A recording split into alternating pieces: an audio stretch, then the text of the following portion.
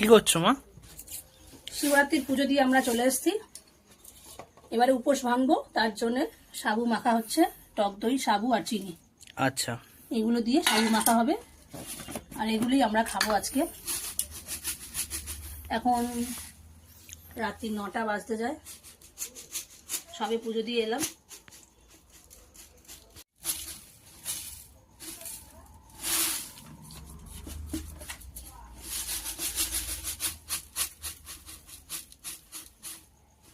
ওটা কি করে?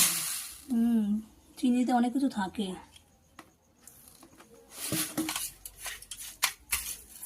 এই টক দই, চিনি, এবার সাবু দিয়ে মাখা হবে।